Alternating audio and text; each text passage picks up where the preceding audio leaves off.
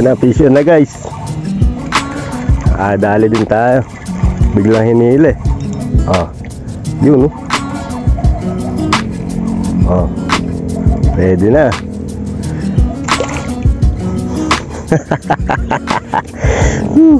Yes. So yun guys, nakahuli pa bago umuwi.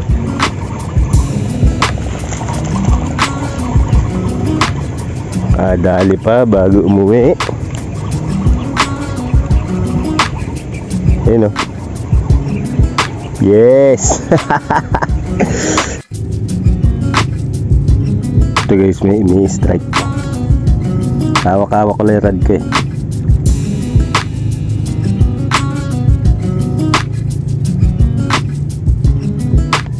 May strike, ramdam na ramdam dito sa handle lang rad.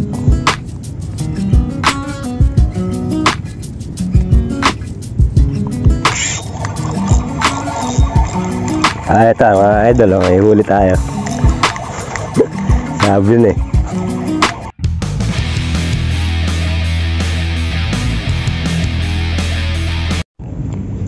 So ayun guys, fishing na naman ako. Casual setup lang, isang rad lang. Yung couture, ayan.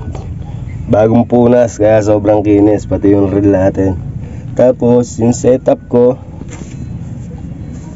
di ko alam kung anong tawag sa rig na to, pero nasa ilalim yung sinker. Ay sinker ko washer, wala akong pambili. Tapos siguro mga dalawang dangkal. Nandito yung hook na number 10. Tapos isang dangkal at kalahati. Ano to, 582 na hook. Ayan. Tapos ayan, leader line. Siguro 1 metro yung leader line. Tapos swivel dito. Tapos yung main line na braided na 35 pounds, no? So casual setup lang tayo ngayon. Hindi natin kailangan magdala na marami. So ayan yung ilog. Papainan ko na to. Kailangan makadali agad. Kita ba ako? So dito sa 582, offset ko lang. Maliit lang ang pamain dito sa 582. Maliit lang ito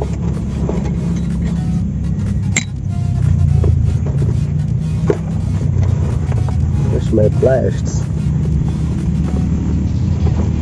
So offset lang natin kasi diretso para mabilis ba maka-hook set. Konti lang. Yan. Kung napapansin nyo, nakapaling kasi hindi nyo na makikita siguro. Liitan lang natin to.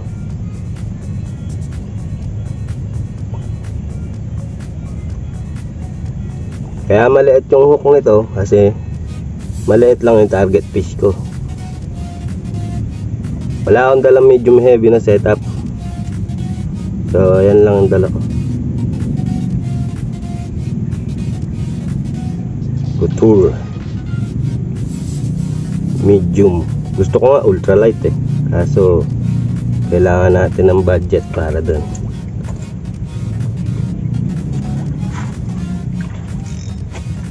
Tapos pagkas ano lang, ganyan lang, lapit lang ba.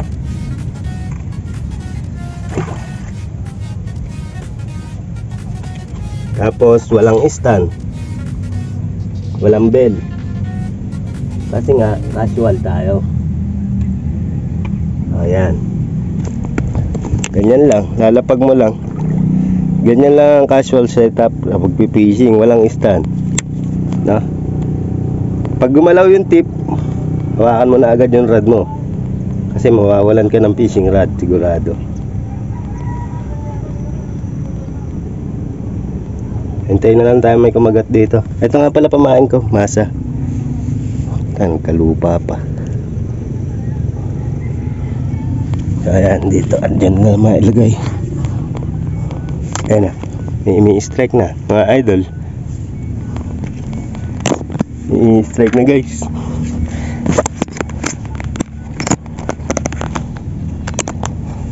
So kailangan hawakan mo yung fishing rod pagka may ini-strike. Lagyan ng tension. High sensitive kasi yung ganong setup eh, no? Mararamdaman mo talaga agad yung kagat.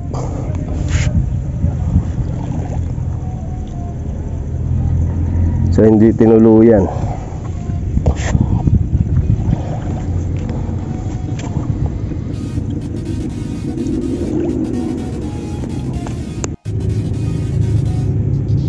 Ito guys, may strike. Hawak-hawak ko lang yung rod ko eh.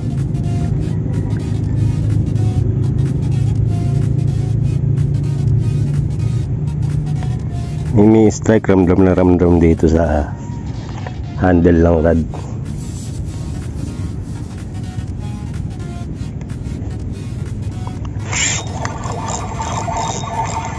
Ito mga idol, may huli tayo. Sabi na eh, hindi ka nagkamali. So ba't hindi na? Ay, ano nangyari? Ba't nawala?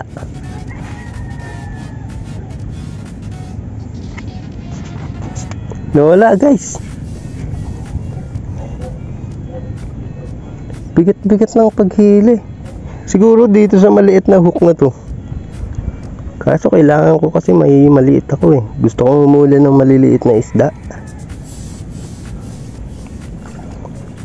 Masarap kasi maliit. Talagang andun pa yung lasa ng isda eh, pagka maliit. Pagka malaki na yung isda, wala na yun. Pangit na lasa nun.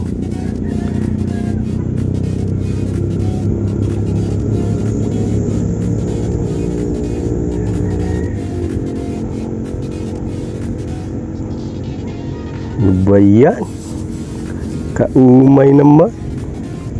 So maliliit-liit pamain natin. Tipid-tipid lang. Ano? Dahil konti lang yung pamain natin dala. Ganda-ganda, nagdradrag pa eh.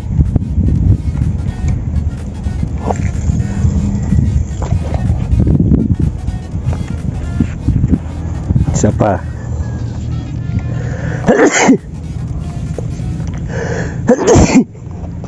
Mo araw na yan. Lalapag ko lang dyan. Dinadampot ko pag kami kumaagat na eh. Nakita nyo naman gumagalaw na yung tip ng rod. Tapos pag hawak-hawak ko na, sunod-sunod na yung kagat. Kaya ako biniwas. Ulang lang siguro yun. Kasi yung ulang pag biniwas mo natatanggal yun eh.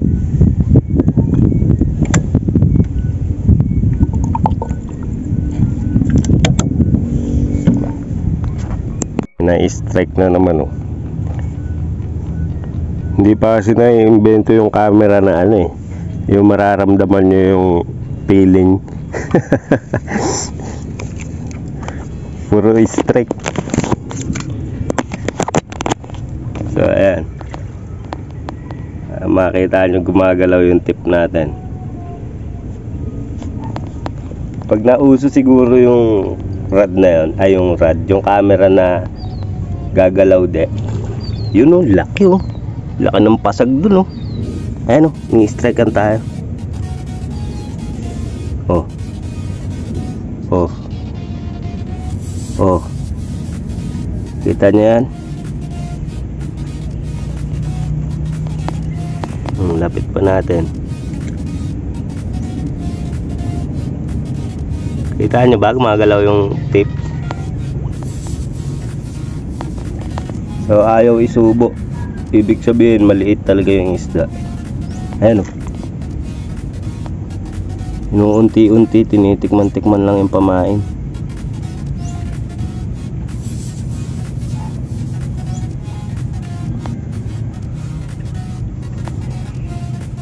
Maganda yung sinusubo talaga yung isang buo eh.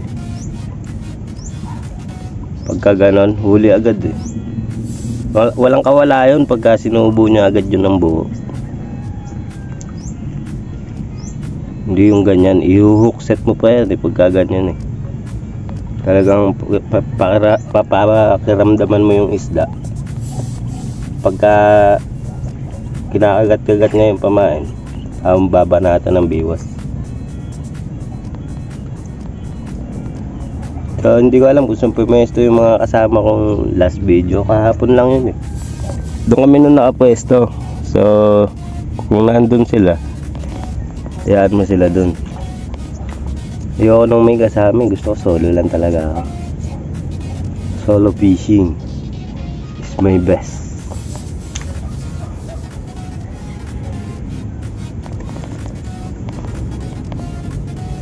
Tinigilan na, siguro nakuha yung pamain. Wala kasi makuhanan ng bulate dito eh. Napisyon na guys. Dali din tayo. Biglang hinili. Yun pwede na.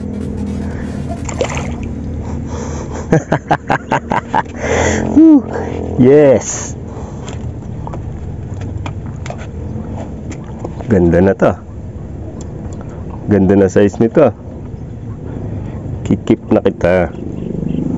Tatalian ko lang muna bago ko ipakita sa inyo para safe. Diba yung size niya may isang dangkal lang. Mas malaki to sa huli ko kahapon. Pero yung nahuli ko kahapon, parang ano yun eh. Hindi ko alam kung anong isda yun. Kasi iba yung kulay niya. Iba talaga, bimigwas tong roho.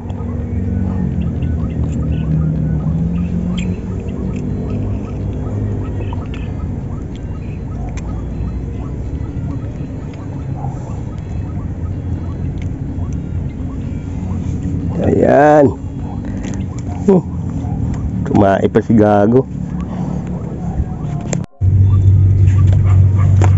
So ayan guys, wait lang, tagalid yung cellphone. So ayan, ito yung huli natin. First catch, rohu. No, kakagatan na sila. Naglalakihan na. So ayan. So tatali ko para hindi mamatay.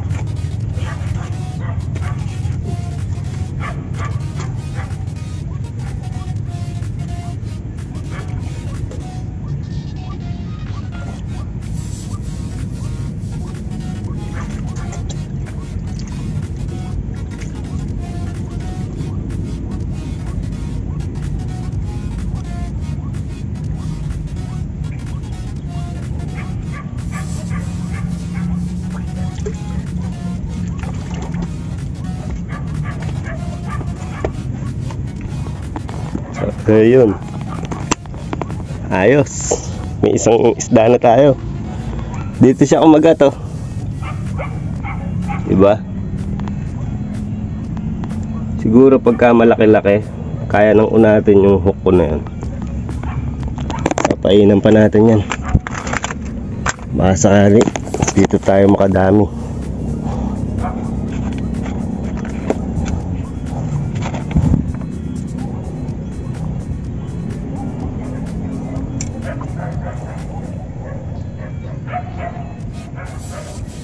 Bilis lang, wala pa akong kalahating oras dito. Meron na tayo agad isda. Kasi nga, kagatan na nila ngayon.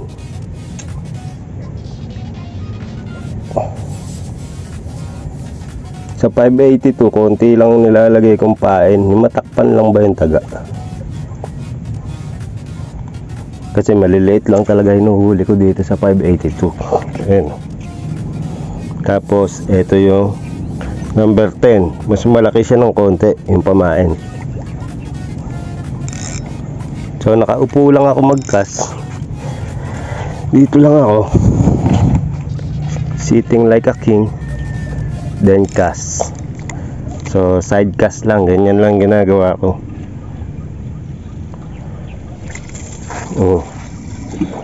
Diba? Kasarapan lang. Tapos Lubugin muna natin.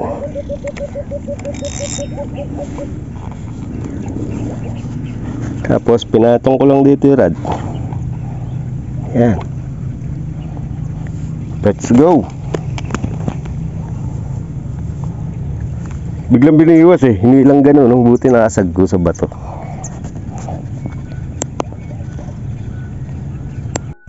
So ayan guys, dyan ako nakapwesto sa baba na yan. So wala nang kumakagat. Nakaisa lang ako dyan. Hindi pa tayo ng pwesto.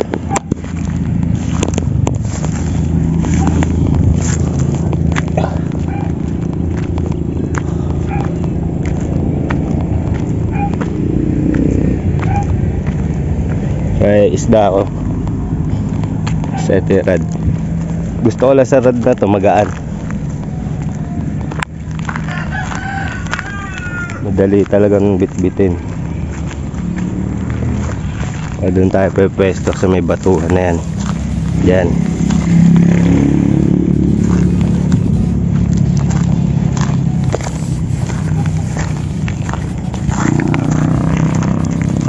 Ayan rad. Saktuhan lang yung punta ko dito, wala ng tao. Ako na lang mag-isa. Kanina nandito si Ole. Yung umuubos ng isda, yung last video natin. Ang galing mong mag-ano yun, mag-ganyan, mag-mamingwit. Kahit isa lang ang dalang bingwit noon. Sigurado ko sa'yo, pag-ahon may huli.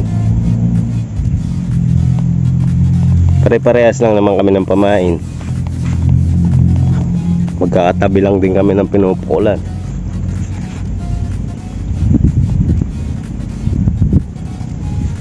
Yung mga ganun daw talaga eh, yung swerte sa isda. Sabi nila, ewan ko kung may ganun talaga. Pero siguro meron nga. Kasi tayo, araw-araw tayo nandito eh. Araw-araw zero. Pero hindi naman zero, nakakahuli naman. Kaso syempre hinahanap natin yung malaking huli. Kung kasi tayo nasanay eh, sa may mga malalaking huli. Ngayon wala, maliliit. Sa harapan. Pero ang sa malaki, matabang na yung isda. Kaso syempre yung feeling mo, yung enjoyment mo pag humuhuli ka ng ganyan malalaki, di ba? So ibig sabihin siguro wala tayong kumagat sa kanya dito. Hindi kasi natin naabutan eh.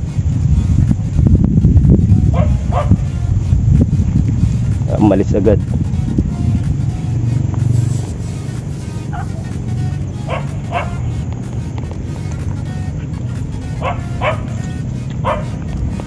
Isda ako. Ano? Buhay pa.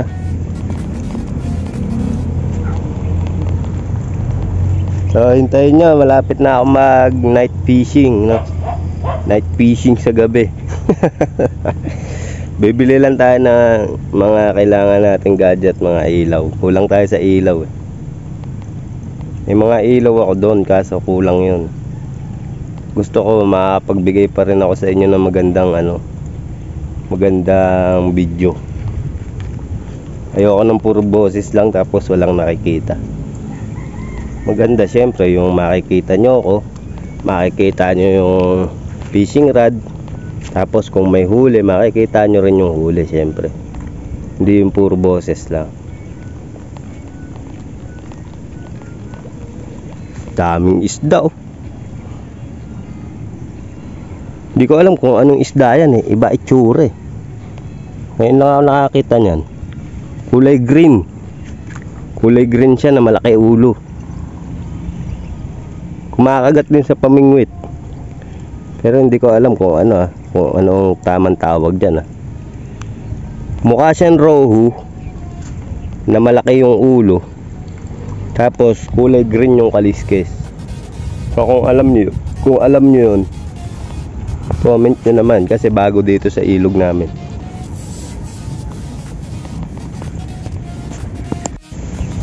So yun guys. Alas 4 na naman at wala pa talaga sumusunod. Strike kanina. Ito hindi rin na hookset. Alapag lang kasi rad ko dyan. Tinitawan ko. Tapos may pamain pa akong konti oh. So hapon na, pauwiin tayo. Pero uubusin ko pa to. Malay mo makahuli tayo. Diba?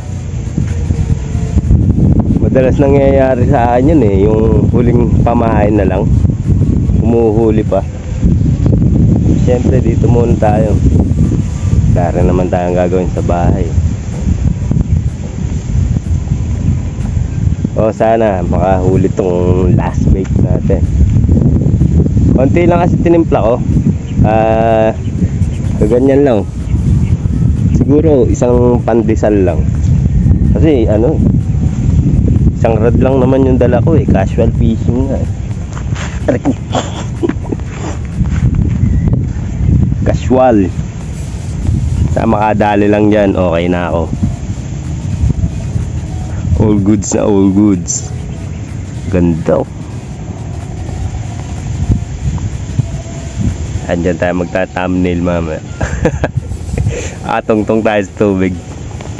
Thumbnail. Doon yung isda ko, buhay pa rin. So kukunin ko yan kasi good size naman yan.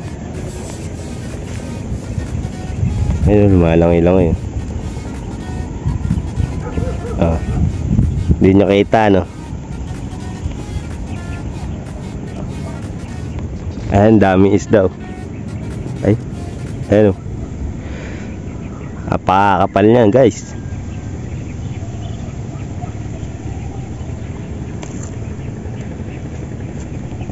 Tapos dito pala kanina may nakita ako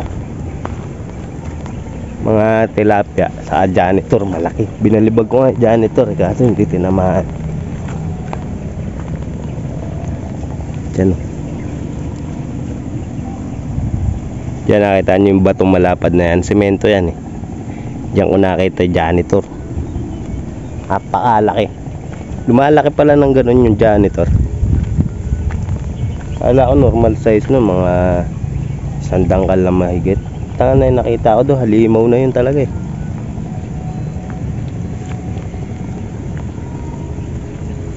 Oh my. Ayan nga pala, tinabasan ko yan. May daan tao na dyan. Pag magpipishing kayo, pwede rin pumesto dyan para hindi kayo dikit-dikit. Tapos dito kayo lililim. Napakalaking bagay ng puno na yan. Kahit abutan kayo ng ulan, talagang hindi kayo mababasa dito. Ano, hindi ko alam kung ba't hindi tumatagos yung ano dyan.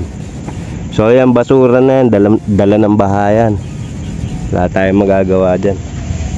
Mga tao kasi nagtatapon sila ng tubig.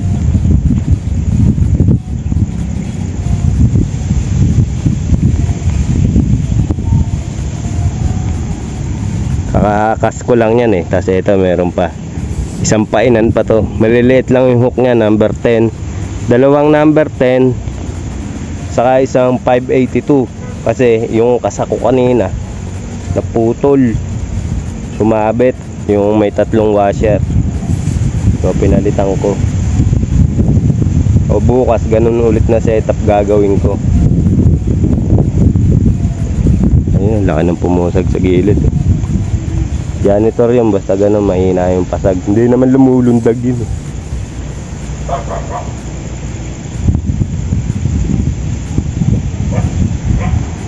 So yun guys, nakahuli pa bago umuwi.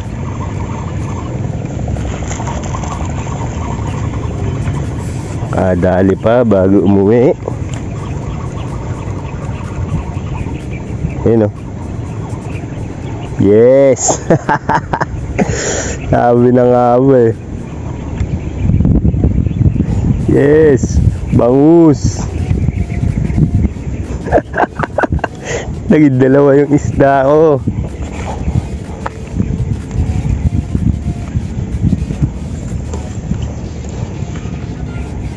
So ayan, kita natin.